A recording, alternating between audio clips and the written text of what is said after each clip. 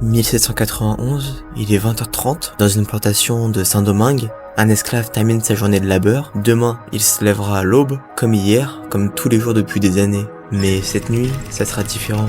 Parce qu'à quelques kilomètres de là, dans une forêt sombre, le plus grand plan d'évasion de l'histoire de l'humanité est en cours. Pas l'évasion de quelques hommes, l'évasion de 500 000 âmes enchaînées. Un plan si audacieux, si impossible que même aujourd'hui, il paraît irréel. Un plan qui va même faire trembler Napoléon en personne. Dans 3 heures, tout va basculer et le monde ne sera plus jamais pareil.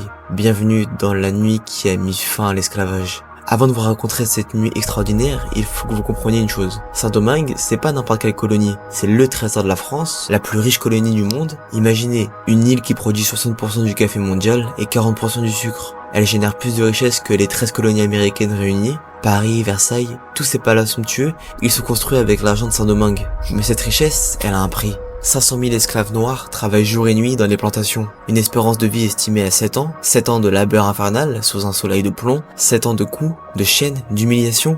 Pendant que les planteurs français vivent dans un luxe inouï, construisant des châteaux, organisant des bals somptueux, un demi-million d'êtres humains agonisent dans leurs plantations. Le contraste est obscène. Et ça, je pense qu'on vous l'a assez dit dans vos cours d'histoire. Mais d'un côté, 40 000 colons blancs qui nagent dans l'opulence, de l'autre, un demi-million d'esclaves qui vivent dans l'enfer quotidien. Et au milieu, seulement 28 000 personnes de couleur libres, pris entre deux mondes, subissent eux aussi le racisme colonial. Cette poudrière n'attend qu'une étincelle. Et cette étincelle va venir d'une forêt, par une nuit d'août. 28 août 1791, forêt de Bois Caïman, une cérémonie commence dans le plus grand secret, pas n'importe quelle cérémonie, un rituel vaudou qui va changer le cours de l'histoire. Duty Bookman se dresse devant la foule. Cet homme, c'est un colosse, un prêtre vaudou, un leader naturel que tous respectent. Il lève ses bras au ciel, le silence est total, puis une femme s'avance. C'est Cécile Fatiman. Elle brandit un couteau, égorge un cochon noir, son sang gicle sur l'assemblée, et là, quelque chose de magique se produit. Quelque chose que les colons français n'ont jamais vu venir. Un serment collectif retentit dans la nuit. Dans cette forêt, ne naît pas une simple révolte,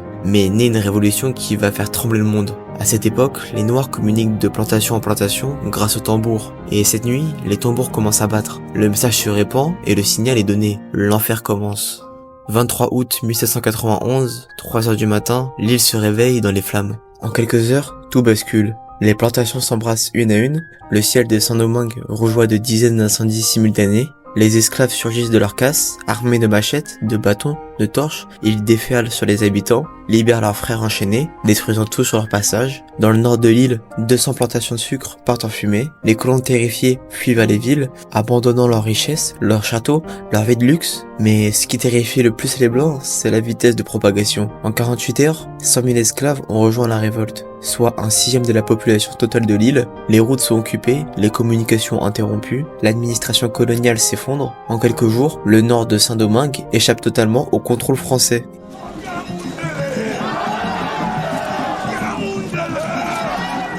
Et ce n'est que le début, parce que ce que les colons découvrent avec horreur, c'est que cette révolte est organisée. Les esclaves ne se contentent pas de détruire, ils s'organisent en véritable armée, ils récupèrent les âmes des plantations, ils établissent des champs fortifiés dans les montagnes. Pour la première fois de l'histoire, des esclaves ne se contentent pas de fuir ou de mourir, ils se battent et ils gagnent du terrain. À Paris, quand la nouvelle arrive, c'est l'incrédulité totale. Comment c'est possible que des esclaves tiennent tête aux armées françaises? L'Assemblée nationale française envoie immédiatement des renforts. 40 000 soldats débarquent sur l'île avec une mission simple: écraser la révolte, remettre les esclaves dans leurs chaînes. Mais sur le terrain, la réalité est tout autre. Ces esclaves rebelles, qu'on appelle les marrons, résistent avec une férocité qui stupéfie les militaires européens. Ils connaissent le terrain, ils se battent pour leur liberté, ils n'ont rien à perdre et tout à gagner. Et surtout, ils ont trouvé des leaders exceptionnels. Toussaint Bréda, qu'on appellera bientôt Toussaint l'Ouverture, un ancien cocheur qui sait lire et écrire, chose rarissime parmi les esclaves. Cet homme comprend que la guerre ne se gagne pas seulement avec des machettes, il faut de la stratégie, de la diplomatie, de la politique. Toussaint réussit à transformer une révolte d'esclaves en guerre d'indépendance, il forge des alliances avec l'Espagne, puis avec la France révolutionnaire. Il joue avec les puissances européennes les unes contre les autres. En quelques années, ce fils d'esclave devient l'homme le plus craint des Caraïbes. Napoléon lui-même le considère comme son plus dangereux adversaire, mais l'histoire ne s'arrête pas là, parce que Toussaint va tomber dans un piège. Et c'est là que va entrer en scène celui qui va mener Haïti vers l'indépendance totale.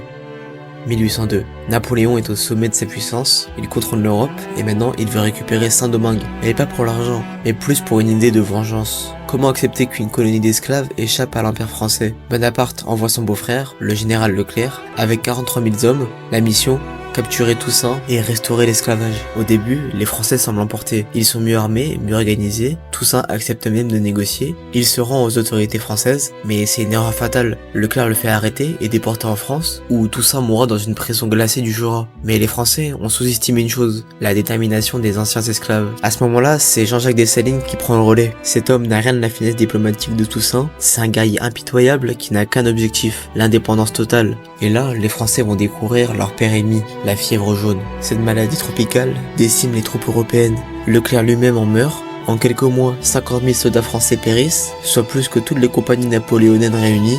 Dessalines en profite pour lancer l'offensive finale. Ses troupes, immunisées contre les maladies tropicales, pourchassent les derniers régiments français. Le 18 novembre 1803, à la bataille de Vertières, les dernières phrases françaises sont anéanties.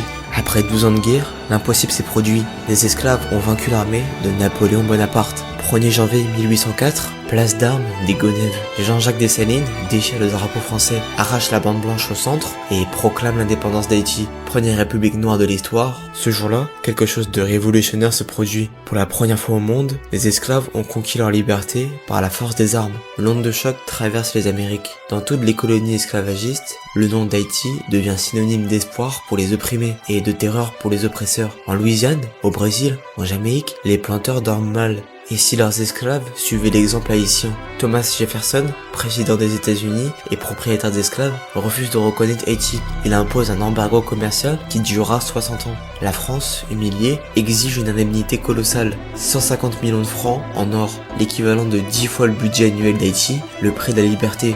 Mais au-delà des vengeances, Haïti vient de prouver quelque chose de fondamental. L'égalité des races n'est pas une utopie, c'est une réalité qui peut s'imposer par la lutte. Simon Bolivar trouvera refuge en Haïti quand il prépara l'indépendance de l'Amérique du Sud. Les révolutionnaires noirs américains s'inspireront de l'exemple haïtien. Cette île des Caraïbes vient d'allumer un feu qui ne s'éteindra jamais, le feu de l'émancipation. En nuit, dans une forêt de Saint-Domingue, des hommes et des femmes enchaînés ont décidé que leur condition n'était pas une fatalité. En 13 ans de guerre, ils ont prouvé que l'impossible pouvait devenir réalité. Haïti n'a pas seulement détruit l'esclavage dans ses frontières, elle a brisé le mythe de l'infériorité raciale. Elle a démontré que la liberté ne se donne pas, elle s'arrache. Cette révolution souvent oubliée a changé le monde. Sans Haïti, pas d'abolition de l'esclavage. Sans Haïti, pas d'indépendance latino-américaine. Sans Haïti, pas de droits civiques. Sans Haïti, un monde rempli de racisme. Alors, la prochaine fois que vous entendrez parler d'égalité, de justice, de droits humains, souvenez-vous de cette nuit. Souvenez-vous que tout a commencé quand des esclaves ont décidé que leur dignité valait plus que leur vie. Et que parfois, il suffit d'une nuit pour changer l'histoire.